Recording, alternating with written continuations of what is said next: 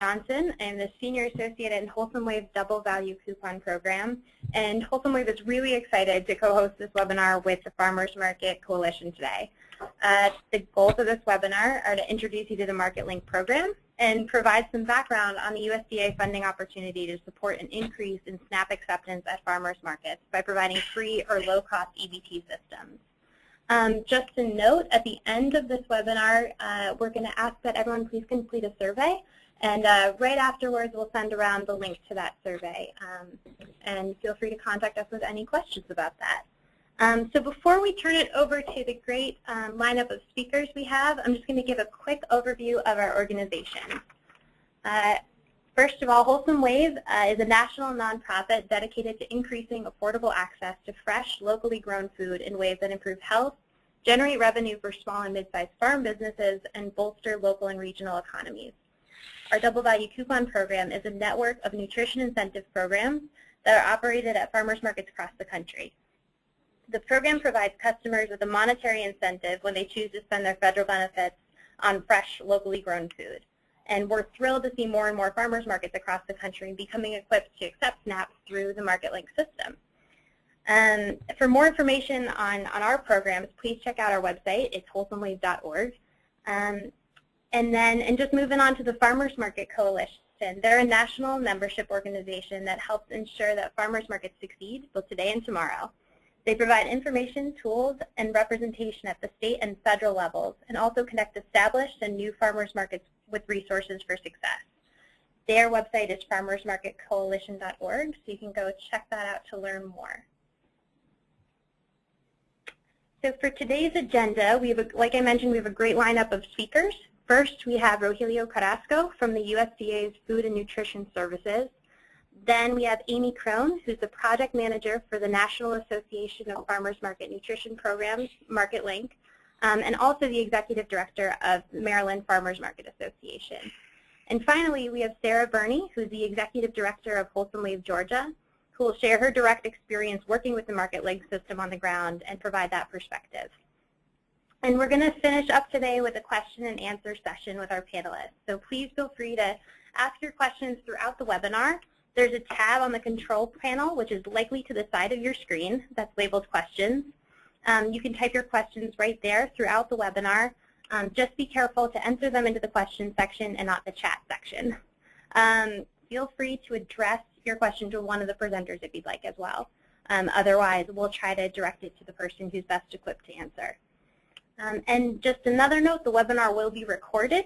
So tomorrow you'll be receiving a link to the recording as well as the PowerPoint slide deck, which we hope will be a great resource going forward in the future. And very quickly, we just want to share a little bit of information on your fellow attendees. We have over 250 people, from 42 states signed up on this webinar, which is really exciting. It's great to see this level of interest in the program. And as you can see in the chart here, the majority of attendees represent either nonprofit organizations, farmers markets, or state, local, or tribal agencies. But we do have a number of farmers and producers on the line as well. So thank you all so much for joining us. We know this is a really busy time of year. But with that, I'm going to turn it over to Rogelio of the USDA's Food and Nutrition Services. Hi all, how are you doing? This is Rogelio Carrasco from the Food Nutrition Service. I'm the SNAP Farmers Market Coordinator, and I believe you can now see my screen. So the purpose that I have in talking to you all is really, frankly, to sell you guys on this opportunity. We are in the middle of the market season for fiscal year 14 or for calendar year 14, and I can tell you right now that the project that we're going to talk to you about today, MarketLink, has been very successful to date. But as successful as it's been, we want it to be even more successful, particularly as we're closing out this market season. As we get into September and October, you're going to see more and more markets shut down for the year. Certainly not everywhere in the country, but in some places.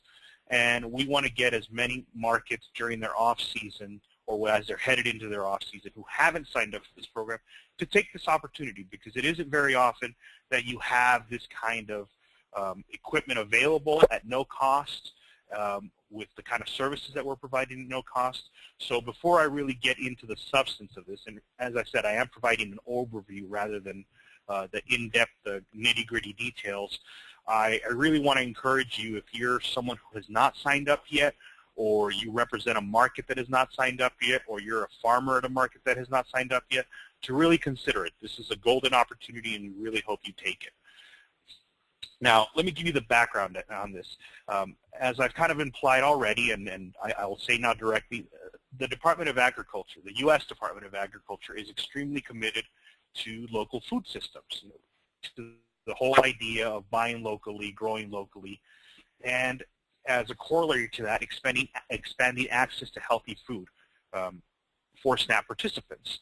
Now, those two goals dovetail very nicely, and as a result, USDA prioritizes increasing the availability of SNAP at farmers markets. We just think it's a very effective and efficient way of providing that healthy food to farmers, and it's a win-win situation because you're helping out SNAP participants, you're helping out markets, you're helping out farmers, and a lot of times you end up helping communities that have markets, in their town square or, in the parking lot of a school or whatever. It ends up increasing the sense of community and sometimes the economic viability of a market or an area. As a little bit more nitty-gritty background, I should say that in fiscal year 12, FNS was provided $4 million by Congress, which we then provided to SNAP state agencies for the acquisition of SNAP EBT equipment for farmers markets. And these had to be farmers markets that were not participating in SNAP or direct marketing farmers who are participating at a market that was not itself participating in SNAP. So the key ingredient is that you have a market where SNAP is not available. The states have been able to retain these funds through fiscal year 14, and approximately $3 million of those funds remain. Now, if $3 million remains, simple math tells you that we've spent about $1 million of those dollars in the past 2 years. And while we're happy that that's been spent, that is not at the amount. That is not at the level of expenditures that we'd like to see. So in fiscal year 13, when we received an additional $4 million, we thought to ourselves, we've got to do something a little bit different. And what we did is we put out a request for proposals to the farmers market advocacy community, said, here are the tasks that we need a contractor to accomplish for us. Can you do it? And we had several bids, and ultimately the organization that won was the National Association of Farmers Market Nutrition Programs, and so they are a contractor. Now, what were those contract tasks? In terms of operational, there's some, in the weeds stuff that I'm not going to get into in terms of contract administration, but the actual contract tasks were what you see here on the screen. First, they had to identify eligible markets and direct marketing farmers because not every market and not every farmer is eligible. Then they had to recruit them to participate in SNAP. Then they had to provide technical assistance, which is three words on the PowerPoint slide, but let me tell you, those 3 words represent a lot of work.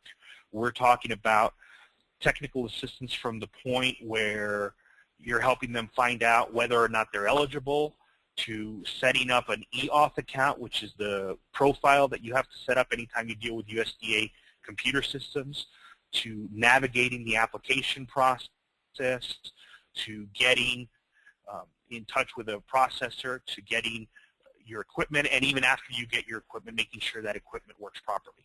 So those 3 words represent a lot of work. As I said, though, ultimately the point here is to get equipment to those farmers markets, and that was one of the tasks, and it's one of the things the association has done for us. Also, as I said earlier, there's approximately $3 million in state funds left from fiscal year 12, and one of the contract tasks was for the association, whenever possible, whenever feasible, to work with the states to draw down on those funds. Now, how did they go about doing this?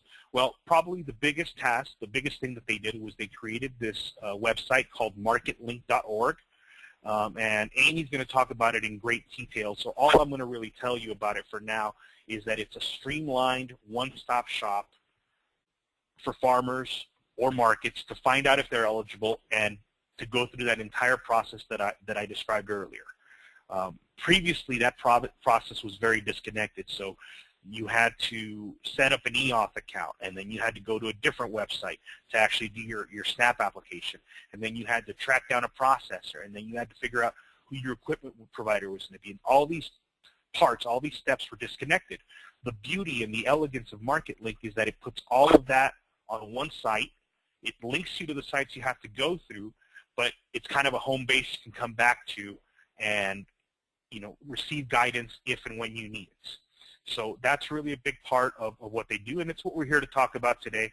And for those of you who haven't visited that site yet, I strongly encourage you to write it down and go check it out after this webinar, marketlink.org. We're very proud of it. We think it's a great innovation, and we think it's providing excellent service, and so we'd like you to give it a shot if you haven't already.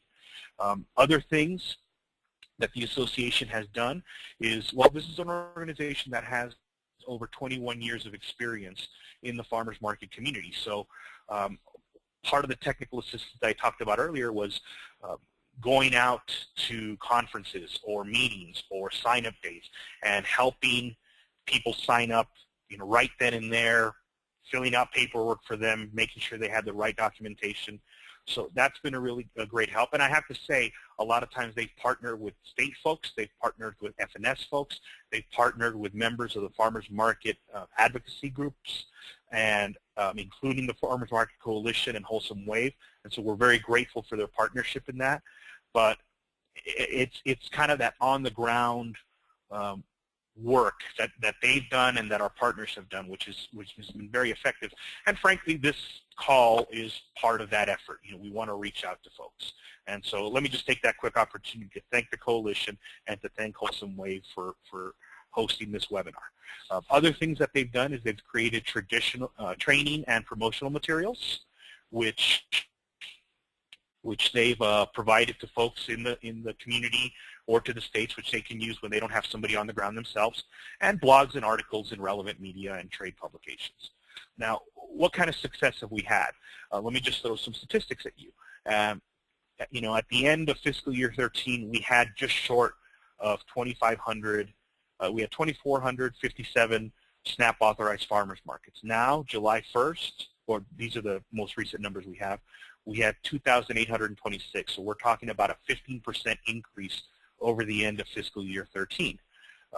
Similarly, you can see that redemptions at farmers markets are approximately 11% over the same date in fiscal year 13, which, you know, that there you have to compare to the previous date, the previous year, but on the same date, so that you're not comparing apples to oranges. And I fully intended that agricultural pun, just so you know.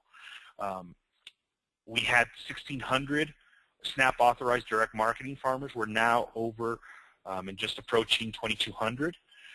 You can also see, you know, some of the other statistics on here that we've got about 222 farmers markets that have actually received equipment through MarketLink, and about approximately 375 direct marketing farmers that have received similar help. Now, that doesn't include everybody that has received help through MarketLink, because one of the things we say about MarketLink is we're happy to have you go through the process. We're happy for you to take the technical assistance, take advantage of that, and if at the end of it you've taken advantage of that and it's helped you, and you decide that there's another equipment option that you prefer better and you want to buy from somebody else, that's fine.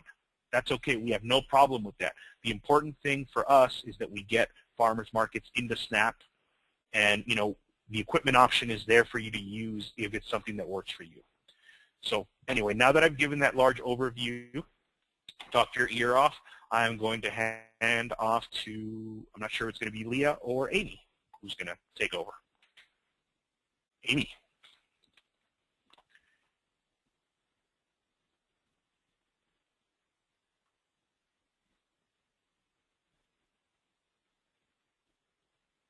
Amy?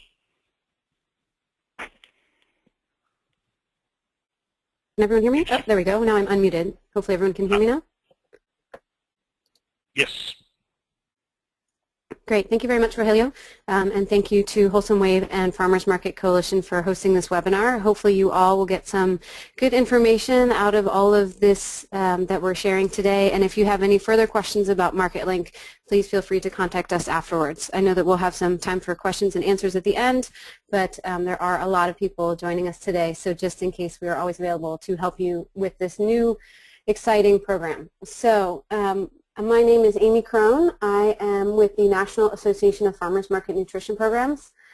And my other hat in Maryland is as the Executive Director of the Maryland Farmers Market Association. So we are a nonprofit in the state of Maryland that helps farmers markets, all of the managers, the farmers and vendors, as well as the eaters that are searching out their farmers markets as a wonderful place to get fresh, nutritious, and healthy food. So in my capacity as the project manager for the National Association of Farmers Market Nutrition Programs, I've helped to get this brand new MarketLink program up and running. So as you can see, we have a lot of partners involved in this effort. You just heard a lot of wonderful information from Rogelio about how USDA arrived to bring this project to fruition. And our organization, the NAFMNP for short, excuse me, has been around since the early 1990s actually. So the association started pretty much hand in hand with the legislation that brought the Farmers Market Nutrition Program into being, and therefore the members of the association are those that administer the FMPs, whether that be WIC or seniors or both, in the various states around the country. So all of our members have a lot of experience in administering nutrition programs at the market level and have brought a lot of great information to bear on bringing this project to life for USDA. So the other two organizations that we have working with us on this project, you can see on the screen, are Novadia Group, and that is a software and technology organization based out of Austin, Texas. They're the ones that have developed the Mobile Market Plus Select application, which I'll explain in more detail later, but they're also the ones that are helping to provide the equipment for this project. They've been an invaluable resource in terms of navigating all of the processors and all of the intricacies of dealing with SNAP and electronic payments. And then the third partner, well, fourth here, actually, if you're looking at all together, is WorldPay. WorldPay is an internationally known third-party processor. So that means essentially they are the company that opens the gateways in order for SNAP electronic transactions to pass from USDA to the farmer or the market that's accepting the payment as an authorized SNAP retailer. So what exactly is MarketLink? We set out originally to, of course, answer the call for proposals that USDA put out for this particular project. But more so than that, having experience in working with the farmers market nutrition programs and nutrition programs at markets around the country, we really wanted a solution for everyone that came to the table. So whereas with the first round of funding, if you qualified, then you had to find all sorts of details and figure out a lot of information for yourself. With this round of funding, we wanted to not only help facilitate finding the information that you all need in order to establish SNAP at your market or for your farm, but also to provide a solution if you didn't necessarily qualify for the free equipment that USDA is sponsoring. The purpose of the USDA funding is certainly to expand SNAP. So some people ask why they don't qualify for funding since they already accept SNAP, and that's because the legislation and the regulations are intended to increase the acceptance of SNAP at farmers markets. So it really is an emphasis on new locations that are accepting SNAP. But we wanted to offer a solution for all locations that wanted to accept SNAP. We wanted to help facilitate the latest in technology and the greatest in terms of equipment, reporting, and all of those things that make it easier to accept SNAP at farmers markets. So it is a new technology solution, and it is national in scope. So previously, oftentimes, one would have to work with their state processors or their state departments of whether it be human resources or social services or whichever department in your state deals with SNAP. This is a national solution that is independent of state level bureaucracy. So in some ways it really facilitates a much quicker connection to being able to accept SNAP. So this is a brief snapshot of all the options that fall under the MarketLink umbrella. As I mentioned, the first and foremost is the free terminal piece. That is the portion that USDA is paying for equipment for new markets. The other options are essentially variations of what you might need, whether it be a new terminal if you already have one, or if you need a new service processor, or any variation thereof. And I'll get into more detail into that later, but this is kind of the high level of the different options that you could parse through working with MarketLink. And so we'll dive right into the overview of the nuts and bolts of how MarketLink works. If anyone has questions, I will keep an eye on the chat, but most likely we'll save all of those until the end. So essentially there are 3 broad steps to this whole process. The first is determine whether or not you're eligible for free equipment, and that's through the marketlink.org website that Rogelio mentioned. I'll show you what that looks like in a couple of minutes, but broadly writ, we have to confirm whether or not you qualify for USDA to pay for your equipment. The second step in the process is to obtain your USDA authorization to be an authorized SNAP retailer. So in order for you to accept SNAP as a farm or a farmer's market, you have to have what's known as an FNS number, which stands for the Food and Nutrition Service, which is the department within USDA that administers the SNAP program. USDA needs to have you on record, and they need to have, more importantly, your bank account. All of the SNAP transactions are electronic, so there needs to be that electronic tie between the USDA bank account and your bank account. And then lastly, the third step in the process is to complete the WorldPay customer processing agreement. And essentially, this is the agreement that opens those gateways that I mentioned before, so that you can not only accept the SNAP transactions electronically, but so that you can also accept credit and debit. Because as part of the package and the Mobile Market Plus Select app, you can accept all 3 forms of payment through one interface. So you can accept credit, debit, and SNAP through one application on a smartphone-based system. So things to remember as you embark on this process, or as you're considering going through the MarketLink program to get free equipment, you have to have an active email account. All of the steps in the process rely on email communications, from the NAFMMP eligibility all the way through the WorldPay customer processing agreement. There are steps in the process where we communicate via email. If you're not comfortable with email, then I suggest that you would find someone that can help you with it, or seriously consider whether this program's the right fit for you. You must have a bank account for electronic transactions. So there are a lot of nonprofits that are joining this webinar. So if you run a farmer's market and you do not have a bank account for that farmer's market, you will have to open one in order to accept the electronic transactions. For those of you that may be farmers, you have to designate one bank account for the payments to be deposited in. This is actually one of the great features of the program, is that the deposits from MarketLink happen in as little as 48 hours. So we've seen in some cases on a Sunday market, by the close of business, or by Sunday evening, those funds are already in accounts. There's no more waiting. For those of you that may be familiar with token systems, there's no waiting for the market manager to count all the tokens and then cut you a check. It's a direct payment from the bank account between the 2 bank accounts. You will be required to submit copies of documentation to USDA via either the U.S. Postal Service or fax.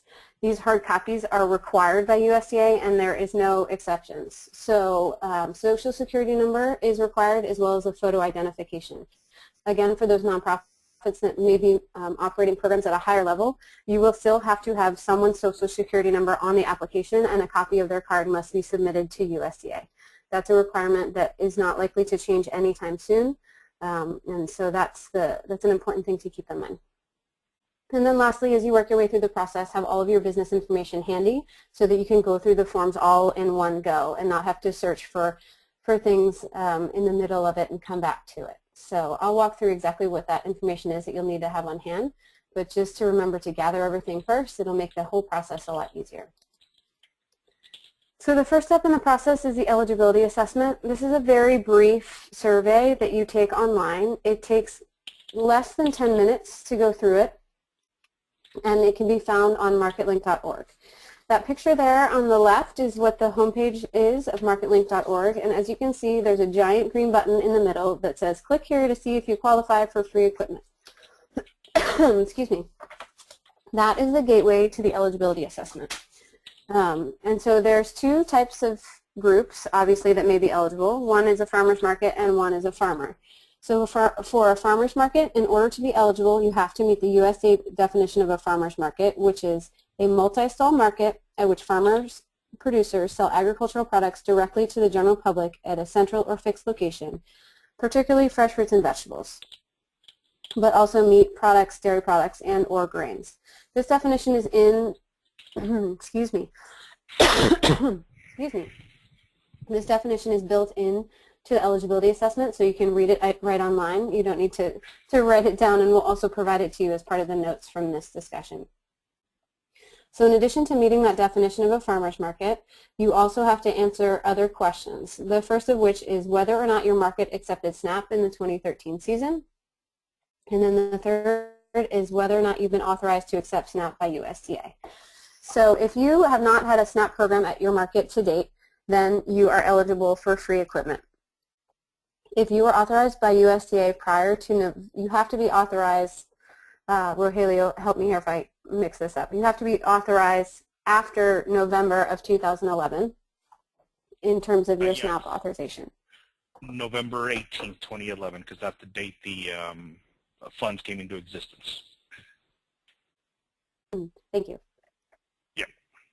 So, and then that same date holds for farmers.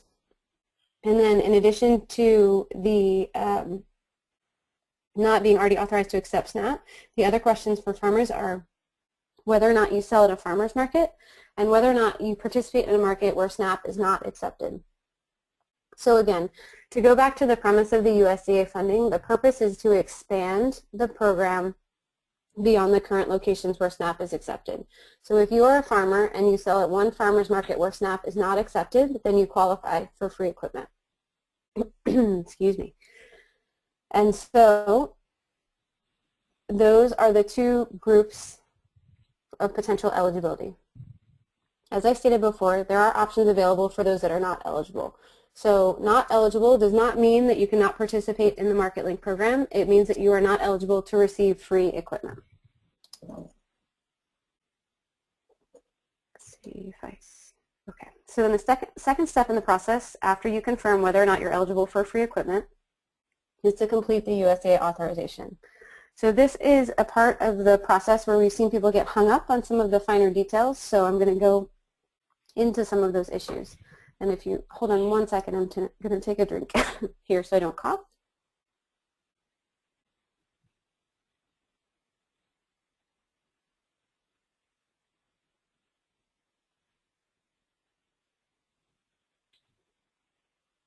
Excuse me. So the first step is to register on the online USDA application system. It's called the Online Store Application, and this is the only way to register. That you can technically submit a paper application, but this is the preferred method that USDA wants you to submit your information. Again, going back to the fact that it's really important for you to have an active email address. Email is the main form of communication for all of the approvals throughout this process. So the first step is to set up an account on this system, and we have a tip sheet for you on it's called EAuthentication. So we have a tip sheet for you to help figure out the password, which a lot of people, it's quite complicated. I think it's 12 digits, and you have to have a number, a letter, a capital, a lower, and essentially every variation of the keyboard that you can imagine has to be folded into your password. But we do have a cheat sheet to help you figure out that the code to break in order to get your EAuthentication password set up. And then once you've gotten your password, that notice will come via email saying that your login is all set to be used. So then you have to go back to this main page that you see on the top and select sign in, and then that's when you actually complete your application. The form is about a 5-page form when it's all in hard copy, and if you have any questions on the questions that are in that document, we also have a sample completed application on the MarketLink website. And then lastly, the third step in this process is to submit your additional documentation via fax or USPS. It's really important to note that you cannot send it via FedEx. It will not be received, and that fax is the most expedient way to get that information to USDA. We do have a fax cover sheet on our website that you can use, and then by using that fax number, you'll know that it goes directly to the office that will be reviewing these applications. So the additional documentation that you have to submit is a copy of your photo identification and a copy of your Social Security card. As I mentioned before, Social Security card is required. There is no substitute for that. And then lastly, if you have any business licenses, you have to submit those as well.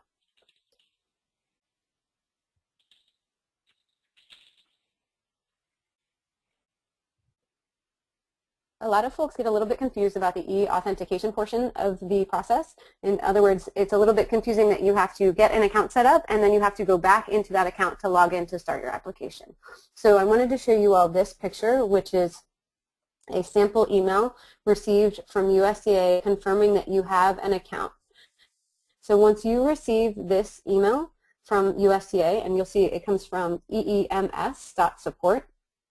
So if you all are starting this process, you might want to put in your spam filter that this is an email that should be let through. That's another thing that we find sometimes it gets lost in the wrong folder. But after you receive this email from USDA is when you can go back and complete that full application via the online store application site. So then you'd go back and sign in at this point. And then this is the very last page of the application. Sorry, it's a little bit blurry, but essentially it's really important to see in the center there's a section that says view and print your application. That's where, excuse me, that's where you can have a record of the file and the form that you're completing. So print that out. And then at the bottom you have to accept the terms and the statement that you are not hiding any information before you submit your application. After you hit that submit button, this is the next page that you see. And this is a piece that we also see people missing repeatedly, so I wanted to be sure to highlight it.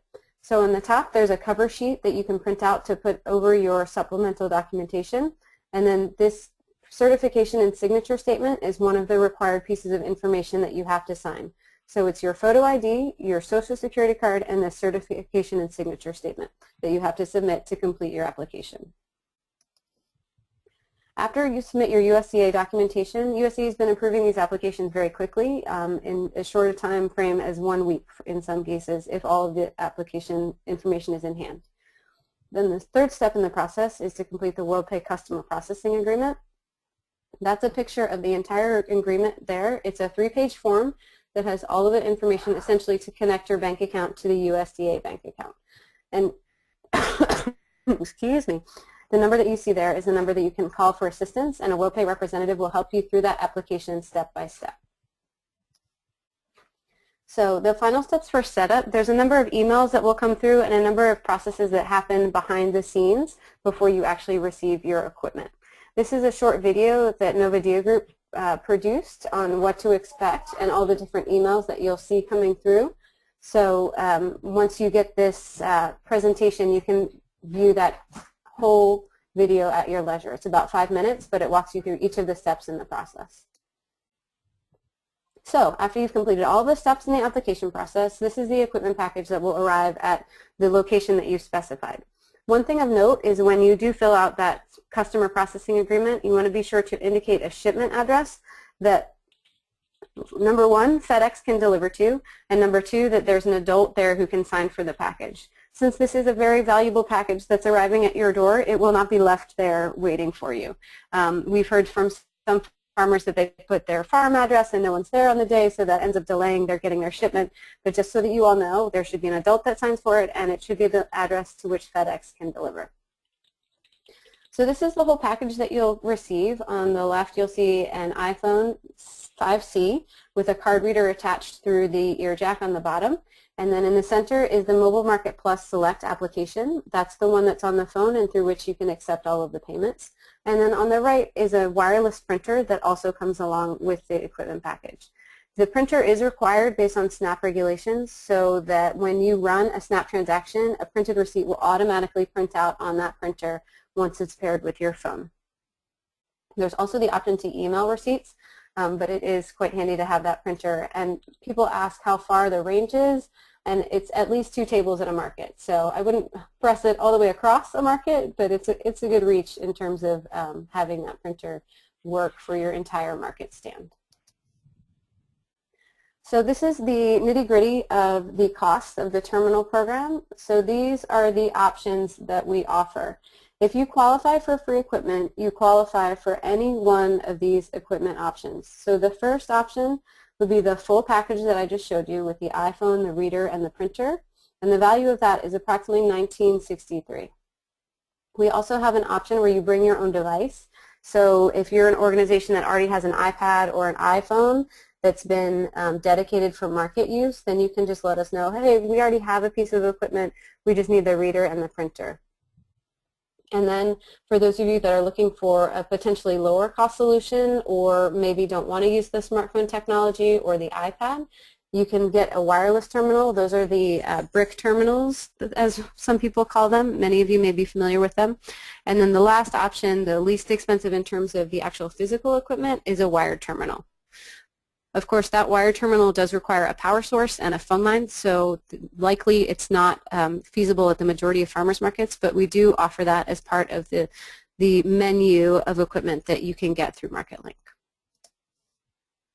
One thing to note, actually, before I go on, is that if you do bring your own device, it has to be an Apple iOS 6 or above device in order for it to work. So that's essentially anything from the iPhone 4 and above. So these are the fees and commitments for the program. This is a lot of information, but we will have these handouts available to you. Essentially, in year one, you don't have any costs for payment processing or the license fee or the data service. So you get the annual fee that goes to WorldPay is $120 for payment processing. So it's $120 or essentially $10 a month to open those gateways in order for you to accept credit, debit, and SNAP. There is a license fee for the Mobile Market Plus Select application, and that is waived for the first 2 years if you qualify for free equipment. So in the third year, the cost of that is $100. And then the wireless data service is covered for 2 years for the iPhone option. To be very clear, the data service options are different if you don't go with the iPhone solution or the bring your own device solution. But that data is covered unlimited for 2 years. That does not include, if you get the iPhone solution, it does not include voice or texting.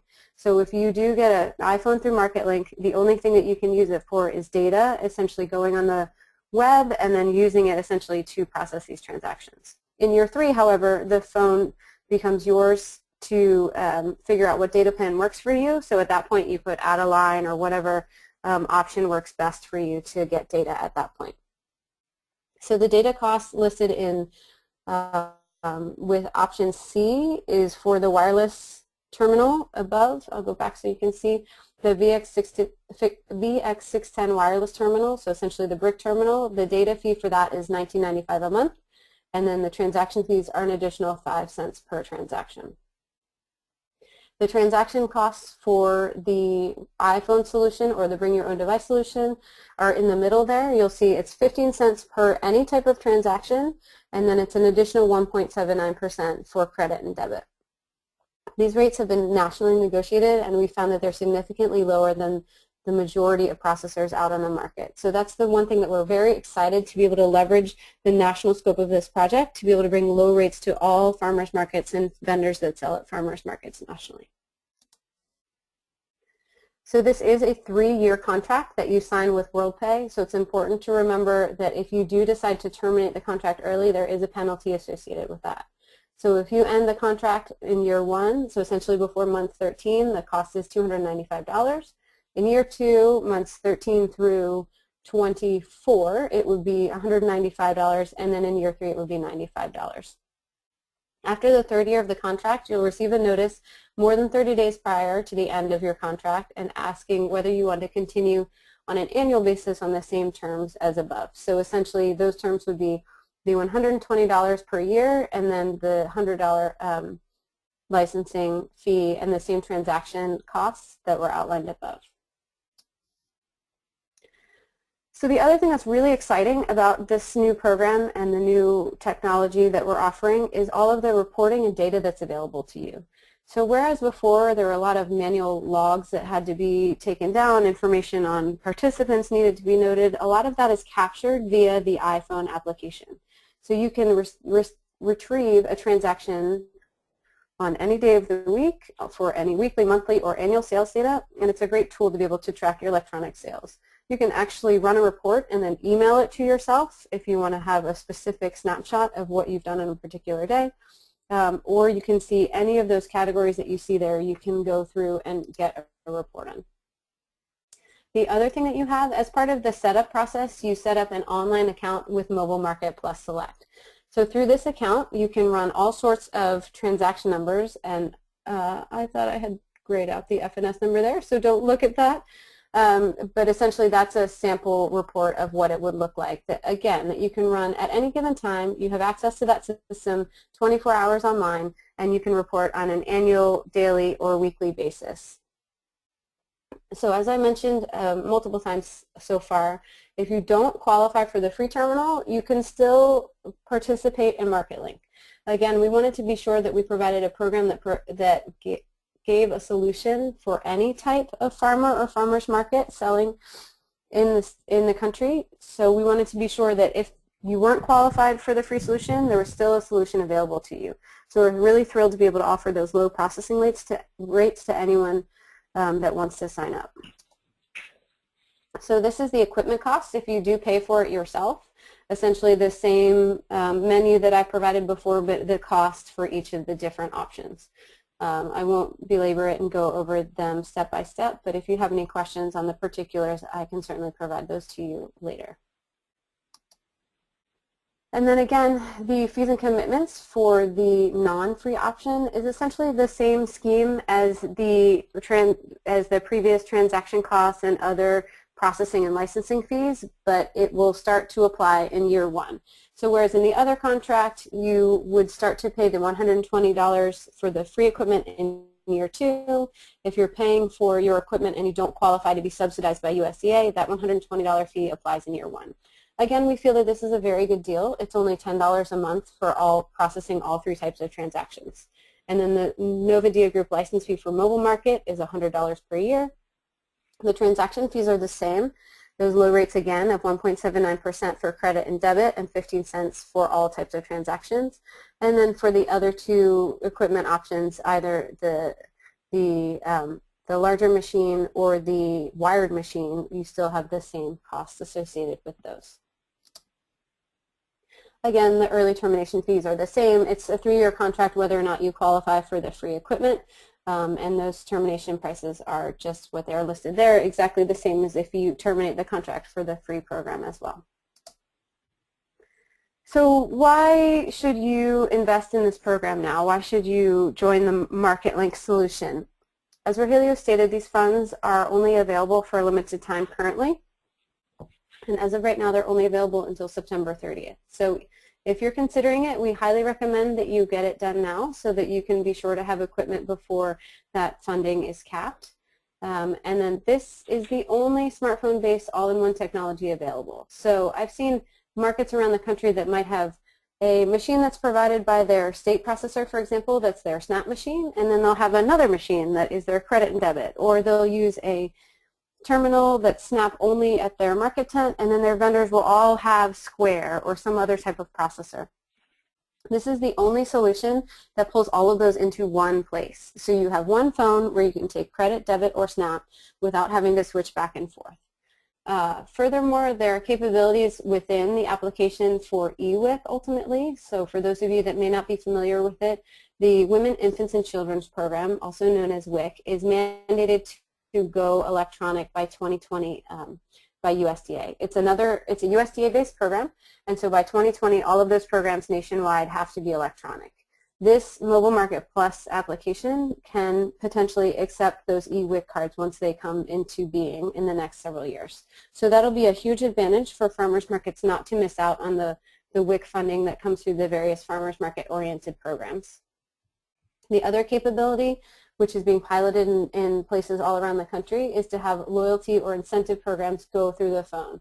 So rather than having additional currency at market, you can actually use the Independence card or potentially a gift type of card in order to match funding on the SNAP benefits. And then lastly, it's not a short-term solution, but rather a long-term improvement. Once you receive the equipment, it's yours to keep. If you terminate your participation in the program, you don't have to send it back to USDA. So Rogelio alluded to our website earlier. This is some of the information that you can find on that website. You'll see a step-by-step listing of all of the different pieces in the process, as well as samples and examples of each step along the way. We also have a training and support page, which has lots of wonderful information, including videos and links to documents on frequently asked questions, other contact information, and then we also on the website maintain a calendar where you can find a MarketLink representative who will be able to answer your questions and potentially sign you up right on the spot. So we move on to questions and answers, which I think we are going to push till the end, and now I believe I'm turning it over to Sarah, who's going to share some of her experiences with MarketLink in Georgia.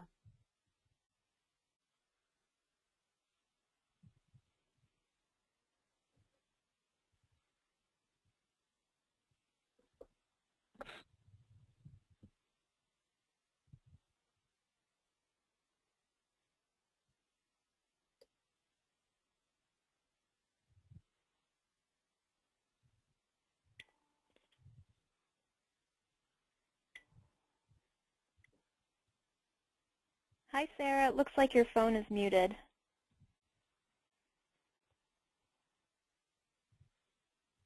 Can you hear me now? Yep, we can hear you now. Okay. Sorry about that. So I want to begin by thanking Wholesome Wave and the Farmers Market Association for hosting the webinar. My name is Sarah Burney, and I'm the Executive Director of Wholesome Wave Georgia. And I'm here really to share with you our direct experience working with the MarketLink program on the ground as a network of farmers markets in Georgia with an incentive program.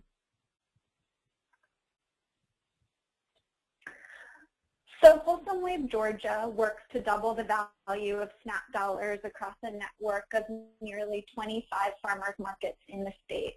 We're doing this to create access to healthy, locally grown food and to support local farmers and build stronger food communities. We double up to $50 in SNAP benefits at all of these farmers markets that we work with, and those $50 can go towards any items that are eligible for SNAP. So it's not just limited to fruits and vegetables, but can also be used to redeem meats, dairies, breads, etc. Since our inaugural year in 2009, we've provided close to $900,000 in healthy, locally grown food to Georgia's SNAP recipients. One thing to note about Georgia is that we don't have a state farmers market association. So that's something that Wholesome Wave Georgia has really taken on. We really have taken on a role where we provide technical assistance to not just the farmers markets that we work with, but to farmers markets statewide. So farmers markets will come to us asking, how do I get set up to accept SNAP, and other questions that arise. So what has our role been with MarketLink? Wholesome Wave Georgia is really a liaison between farmers markets in the state and the MarketLink program. Farmers markets reach out to us and request help getting set up to accept SNAP, like I said before. And from there, we direct them to MarketLink. So just to clarify, Wholesome Wave Georgia has not applied for MarketLink funds. We're not managing a MarketLink machine. We're working with the farmers markets in the state to connect them with MarketLink, to get set up with MarketLink. So what has been the motivation to sign up with MarketLink? Why were markets motivated to sign up with this program? So like I mentioned, markets reach out to us and say we'd like to get set up to accept SNAP, and how do we do this? We had a number of markets that we were currently working with in our double value SNAP program that were experiencing technical difficulties with their current EBT machines. The machines weren't getting signals during markets, they were breaking regularly, etc. And then we also had markets that were reaching out to us that were brand new, they weren't currently accepting SNAP, and they wanted to find a machine and a provider that had low transaction rates and a machine that was a really solid machine that functioned effectively.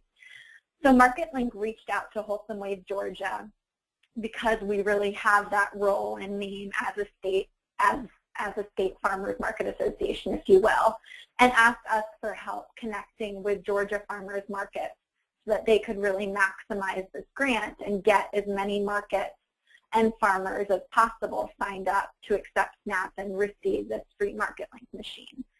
So Wholesome Wave Georgia did some internal research, looked at MarketLink to see if it fit our criteria of having low transaction costs, of being a really great machine that functioned effectively and that wouldn't cause these problems that some of our markets were having.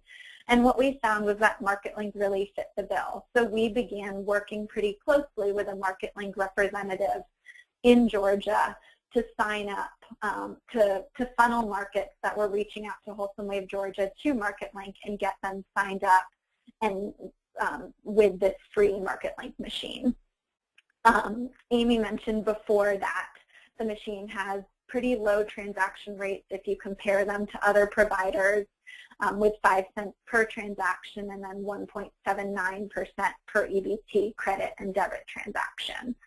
And like Amy also mentioned, it was incredible for markets to have this one machine that could do all three things. They weren't bouncing back and forth between their one machine that did credit and debit transactions and their other machine that did EBT. It was one machine. It condensed everything into this one thing versus a lot of different things going on for the market managers. So how does it work, signing up with MarketLink? Amy talked all about the details, but like she said, just to reiterate, all farmers markets accepting EBT for the first time are eligible for the free MarketLink machine. And then markets that are they already are accepting SNAP, they already have their machine, there are different purchasing options available to get involved with MarketLink. So like I said, we had a number of markets that we work with already with our double value coupon program that had a machine, it just wasn't working great. And so we've directed them to MarketLink so that they can get signed up with a machine that will probably help them and function a lot better. So interested farmers markets begin by taking the MarketLink eligibility assessment. And this will help them get set up with an SNS number if they don't already have one.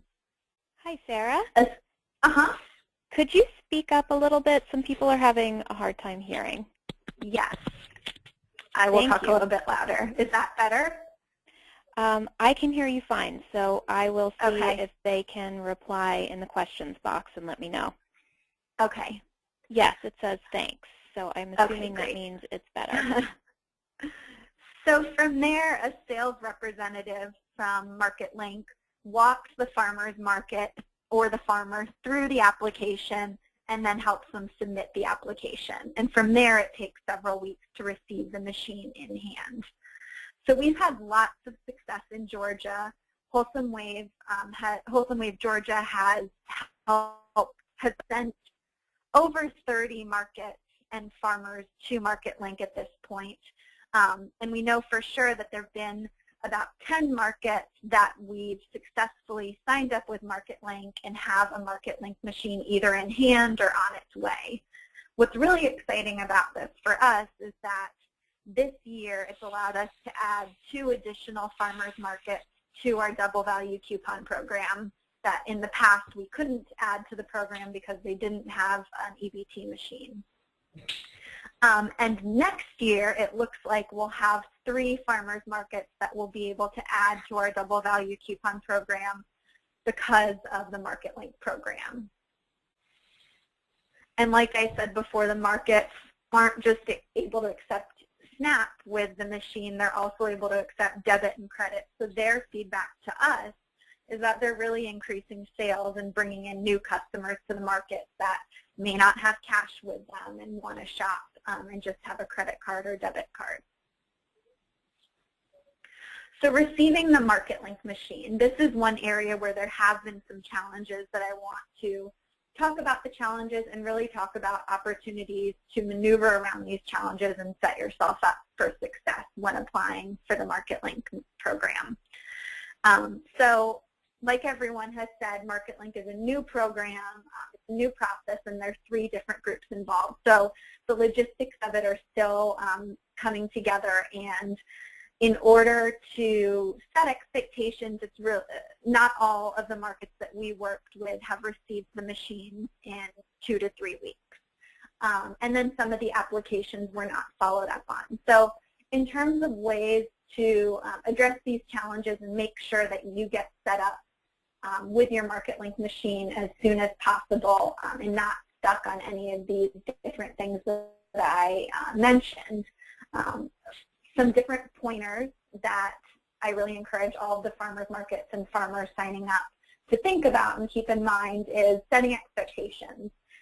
Some of the markets that we worked with knew that it took several weeks to receive the machine in hand, so they applied for MarketLink several weeks before their market opened and before they were planning on accepting SNAP. So we really recommend to the markets and to farmers to do this more in advance, to give yourself more than 2 to 3 weeks to apply for the MarketLink machine. Give yourself some time to get the machine in hand, to set it up, to work with it and get used to it and get comfortable with it before you plan to have it at market and you plan to promote that you're accepting SNAP. Another thing that Amy mentioned is that the MarketLink website is an incredible resource. There's a tips and tricks tab on the website that has lots of great information and will be really helpful as you're signing up.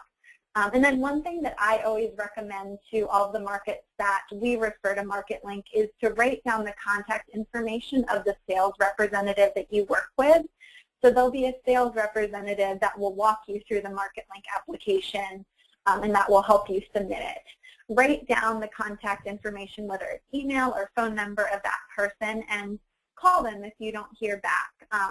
Ask them what the status of your application is a week or 2 after you've submitted, and just make sure that things are moving forward. We had a few different situations where a market was signing up with their sales rep, with the MarketLink sales rep, and they missed one piece of the application, whether it was they didn't have an FNS number yet, or they forgot to send in their Social Security number. So those things were looked over, and the market didn't follow up with their sales representative, and it took several months for them to receive the machine. So in that case, as soon as we got in contact with the sales representative and identified what the missing pieces were of their application, then they were able to move forward with the application, and it wasn't just sitting. And then planning for implementation. This is something that we often overlook, and it's really important to just keep in the back of your mind as you start to apply for a MarketLink and get ready to take the program on the ground at the farmer's market or farm. So thinking about who's going to be in charge of the MarketLink machine, who's going to be processing these transactions. Is it going to be the market manager? Will there be a volunteer? Keeping that in mind, that it does take a person to manage this machine. And where is the MarketLink machine going to be set up? Is it going to be at the information booth? Does there need to be a separate table? What signage are you going to have to make sure that it's very clear that the market accepts SNAP and debit and credit? And then how are you going to explain the MarketLink machine and program to your farmers and to your market staff? Are you going to have an initial meeting, which is something that a lot of our farmers markets do, which seems to work really well, where you explain how this is going to work? And then finally, are you going to have a token system? And will that token system be for debit and credit, and as well as SNAP? Is there an incentives program at your market, and how will that work with the distribution of tokens? All things to just keep in mind and start thinking about now as you apply for MarketLink. And so I want to end just by really encouraging everyone to take advantage of this program. Take a look at the marketlink.org website and take advantage of this opportunity before the end of the program. And just want to thank MarketLink as well for this great program and for helping us in Georgia getting a number of markets set up with SNAP, to accept SNAP, especially those that we're working with Wholesome Wave Georgia. And with that, I will pass it back to Leah, I believe. Great. Thank you, Sarah. Thanks, everybody. We're going to get started with some questions. And just a reminder to keep your questions coming. You can put them into the question box to the right of your screen.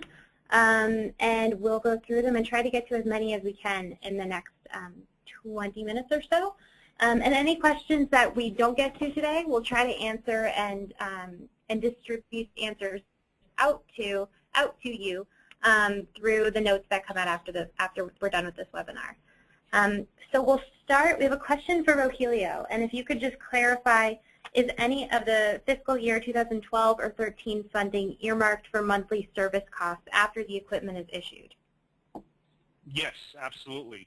As Amy described during her presentation, you not only get equipment, and she listed the various pieces of equipment that you get, but you get service, which includes the processing fees, the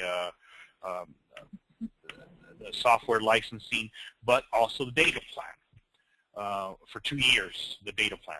So yes, it actually can be used for service, and similarly, the same purposes the funds can be used for the same purposes with the state funds, with the fiscal year 12 funds. So yes. Thank you. Great. Amy, question for you. Can people use their personal iPhone or iPad with the MarketLink system? Could you clarify that? Sure, yes. So if you choose the bring your own device option, then yes, you can set up the application on whatever device you choose.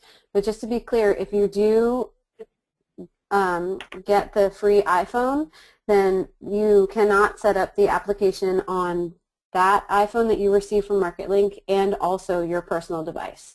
So essentially the concept is it's one FNS number per device, and for farmers markets in particular, it's one FNS number per location. So excuse me, if you are an organization that runs 3 farmers markets, each of those farmers markets should have its own FNS number in order to accept SNAP, and that's so that USDA can see very clearly where SNAP is being redeemed. If you're a farmer, you have one FNS number for your farm as a whole, and then you can use that one piece of equipment that you have your FNS number registered to, essentially, whether it be your personal iPhone, your personal iPad, or the MarketLink iPhone that you receive, and you can use that equipment at any market or location where you sell, including a farm stand or on your farm. Great. Thank you, Amy. And this question probably goes to you as well. We have 2 clarifying questions about the Social Security number requirement. First, how do markets identify or choose which person will send their Social Security number for the USDA application? And the second piece of that is can a market use an employer identification number instead of a Social Security number? No, the organization cannot use the federal ID number or a tax ID number. It has to be a Social Security number because there has to be a responsible party on the application. Rogelio, feel free to chime in if you want on that requirement from USDA.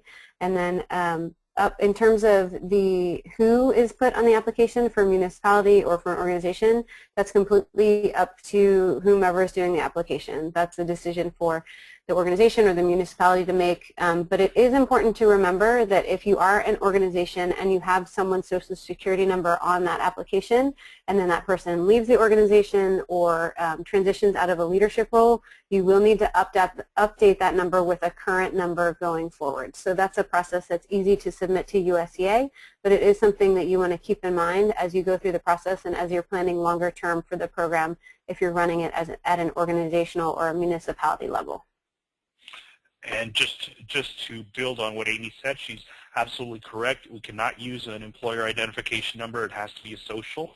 And in terms of the person selected, kind of the flip side to that is, yes, you can put down what we call a responsible official instead of the actual owner. But I would caution anybody who is selected as a responsible official and any organization that chooses to go that route that the title perfectly describes the position. It is a responsible official. So if there's any, you know, violations of program rules, that person is responsible. That person is held accountable, just as the owner would be. So it's not something to be taken lightly. Thank you. Another question for you, Rogelio.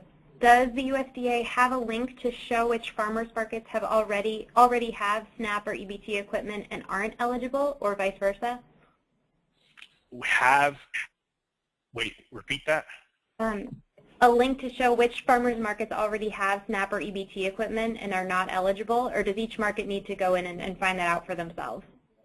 Well, I mean, if you're not SNAP authorized, you're not going to have that equipment. You're not going to have the EBT equipment. So that side of the coin is you're not going to have the equipment if you're not authorized first.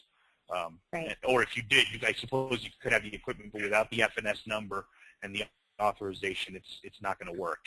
And so you need to get authorized before you get the equipment. I don't know if that addresses the person's question completely, but. Thank you. Yeah. We've gotten a couple questions, and Amy, maybe you can speak to this, about the estimated costs or fees after the first 3 years. Sure. So this is literally a brand new project. We started shipments in March of this year, so it's exceedingly difficult to estimate out 4 years from now. So I will preface my response by saying that. However, the rates will remain the same. So as of right now, it will still be $120 for the processing fee from WorldPay, and then $100 for the app, the Mobile Market Plus Select application from Nova Dia Group. In terms of data fees and data charges, that varies wildly based on carrier, so I won't even hazard a guess as to what the monthly or annual fee might be for your data services after that really after the second year when you have to obtain it for the third year, and then subsequently what you have in the fourth year. I mean, at this point, could any of us really guess what Verizon or AT&T or any of those other companies are going to be asking in terms of their data plans in 3 years? I don't think we could. So I'm with Amy. There's not something, we really couldn't predict that. Okay, we have a question for Sarah, and the rest feel free to chime in. Does the technology function well in areas where cell service and internet service is spotty, specifically rural areas? We haven't, or the markets that we work with in rural areas that have MarketLink machines have not expressed that they've had any difficulties with getting service. That being said, I haven't tried the machine in a number of different rural areas, but from the feedback that we're getting from markets that we work with that have MarketLink machines, they function just fine in areas where the service can be spotty. Amy, do you have anything to add to that?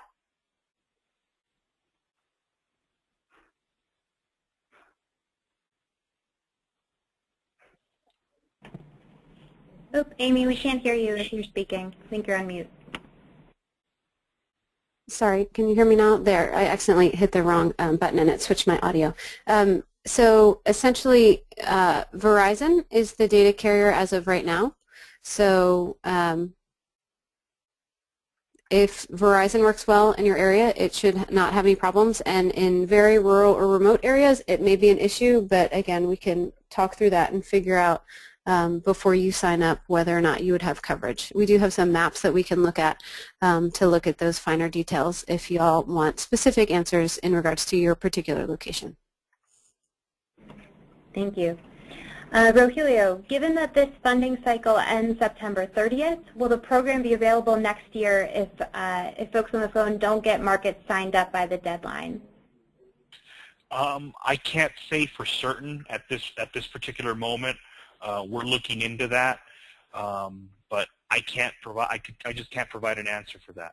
I would point out that in previous years, we thought the funding for the states was going to run out on September 30th, and we ended up rolling those over.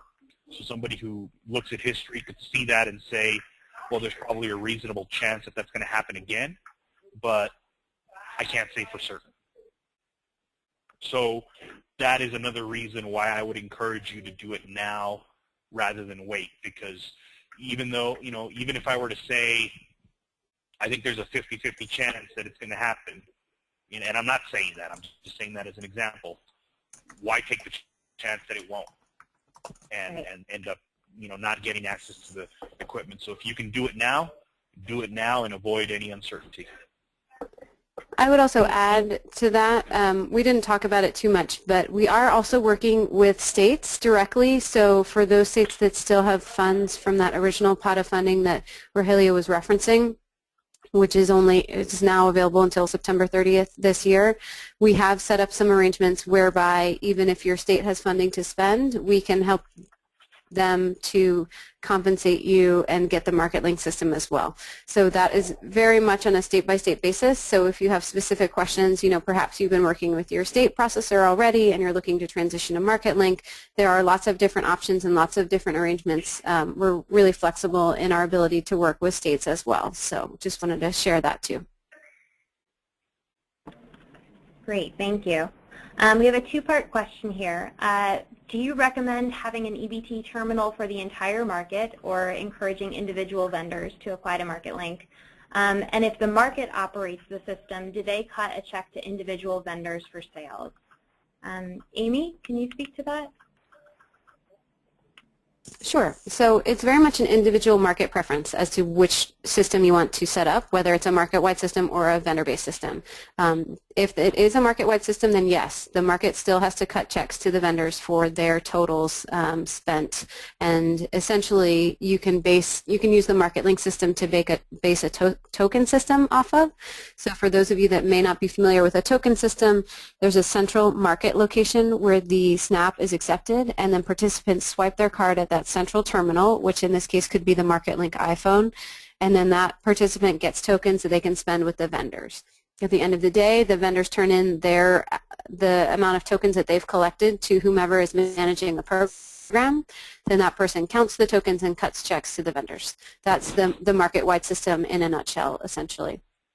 So we've heard actually that many markets that do not have the administrative capability to do that type of accounting and collecting and sorting and all of the extra hours that come along with that administration. For example, markets where the market manager is a volunteer and potentially also a vendor. We've heard that those markets are really thrilled about the MarketLink solution because all of the farmers can get their own equipment and there's no centralized market accounting necessary. So it really depends on the market situation, the capability of the organization that's running the market, and also if there is, even before then, if there even is an organization that's kind of helping with the management of market. In some cases, the vendor option is the only option available since there's no staff dedicated to market management. Thanks, Amy. Rogelio, can you clarify, is a nonprofit organization that works with direct marketing farms eligible to apply? A nonprofit organization, well, again, it all depends. Does the nonprofit organization operate a farmer's market? If it operates a farmer's market, then it itself could be eligible to receive free equipment. If, on the other hand, it merely works with direct marketing farmers, then it would be a matter of finding out whether those farmers are operating at markets where SNAP is not available. And in cases where that is the case, then those farmers could apply for equipment. Well, they could apply to become SNAP authorized and receive equipment on that basis. Great. Amy, does an applicant need to wait to get their FNS number before they fill out the WorldPay form?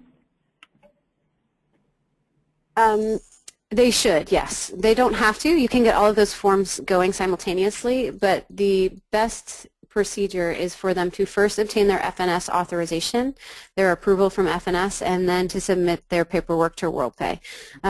WorldPay can turn that paperwork around in as little as 24 hours we've seen. So usually what we've seen that the delay is more on the USDA side, in particular because of those supplemental documents. Sometimes people don't realize that they have to submit that letter along with their Social Security number and their photo ID. And so that is generally a longer lag than the WorldPay piece of the puzzle. And we've also seen in some cases where people thought that they were authorized because they had submitted their application, but they didn't submit their additional documentation and therefore were not fully approved by USDA. And then we didn't realize that in a handful of cases before they tried to accept SNAP at a market, which obviously did not work since they were not approved. So I would highly recommend that you start with your FNS number and getting that approval, and then you submit your WorldPay CPA. Great. And just to be clear, just one small point of clarification, those markets that did have the equipment could still accept credit and debit, but not SNAP. So the equipment still worked. It was just that their SNAP authorization had not been finalized. Great, thank you. And probably a follow-up for you. If a market does not accept SNAP but does not want to apply on the market level, is there a limit to the number of individual vendors who can apply and receive the equipment at one market? No. Okay, great. And in those cases, I mean, the likelihood is high that those farmers are selling at other farmers markets as well. So the way to think about that is in terms of kind of the ripple effect of all the different markets those farmers will be at, essentially expanding the scope of SNAP to all of those new markets. Thank you. Since it is a 3-year contract, what happens to the EBT machine and contract if the market fails and is no longer operational within the first 3 years?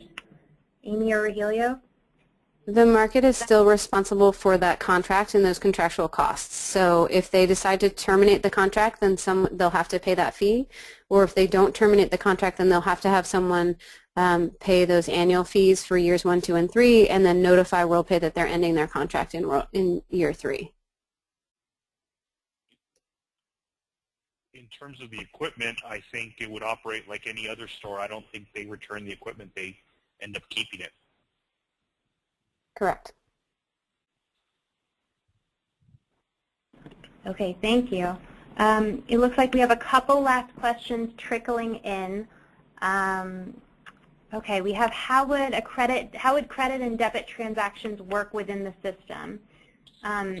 Is there a way to set up a token system for that as well? Yes. So if you have a market-wide system, credit and debit work the same way as SNAP in terms of how it works on the system. Essentially, just on the menu of options on the iPhone, you select credit or debit rather than SNAP.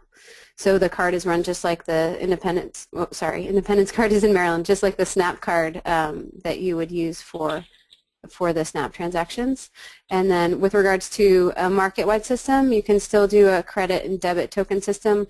Most markets that I know that have set up that system have $5 tokens for credit and debit and $1 tokens for SNAP, since they know that no change may be given for SNAP purchases. The $1 tokens allow the customers to spend their SNAP more easily, and then the $5 and credit and debit allows the market to differentiate between which type of sales the farmer is doing. Great. One more point of clarification around FNS numbers. Can you clarify that individual vendors at a market would each need to apply for an FNS number and have their own equipment and processing agreements?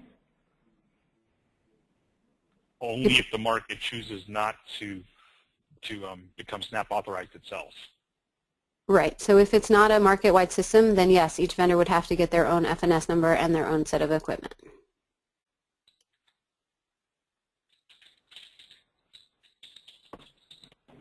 All right. Get your last questions in if you have them. We'll start wrapping up here. We have one last question for Sarah. Just wondering about your experience between having a market central system versus each vendor having their own equipment. Do you have any input on your experience in seeing that in action on the ground? All of the markets that we work with have a market centralized system where there's a market manager that has an information booth where they have the MarketLink machine and are doing all of the transactions there. So we don't have experience working with an individualized system where each vendor has their own MarketLink machine. I will say that I do know that it is a big administrative, it takes a lot of time for the markets for the market managers to process all of the, to do all the background work after the market each week, counting all the tokens, cutting checks to all the vendors, collecting all of that data and tracking it each week it takes a lot of time for the managers. So I think that the system, like Amy and Rogelio said, it's really great that MarketLink provides an opportunity for each vendor to have their own machine if the market doesn't have the capacity to do what I just described that all of our markets that we work with do. In Maryland, we've seen that it's approximately an additional 8 to 10 hours per week for a market that does a market-wide system. So as a rule of thumb, we found that to be true as a minimum in terms of additional administrative hours that are required for a market-wide system.